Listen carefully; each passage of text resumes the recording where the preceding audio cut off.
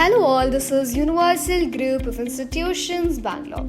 The Shah Bano case, decided in 1985, is a landmark legal battle in India that spotlighted the tension between personal laws and secular law. Shah Bano, a 62-year-old Muslim woman, was divorced by her husband Muhammad Ahmad Khan after 43 years of marriage. Under Muslim personal law, Khan was not obligated to provide maintenance beyond that iddat period, that is a waiting period after divorce. However, Shah Bano sought alimony from him under Section 125 of the Indian Penal Code, which is IPC, which mandates maintenance for women regardless of their religion. The case gained national attention when the Supreme Court of India ruled in Shah Bano's favor, ordering Khan to provide her with maintenance.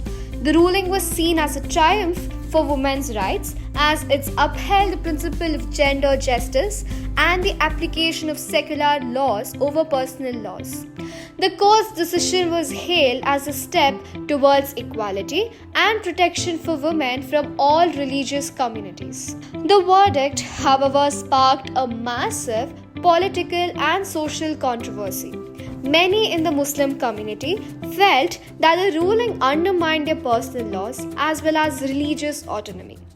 The intense backlash led to the passing of the Muslim Women Protection of Rights and Divorce Act of the year 1986, which sought to limit the scope of the maintenance for divorced Muslim women to what was provided under personal law, effectively overturning the Shah Bano verdict.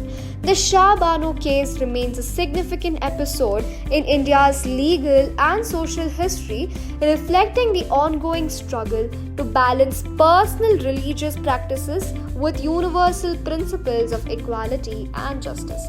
Well, that's all for now. Thank you. Stay tuned for more news.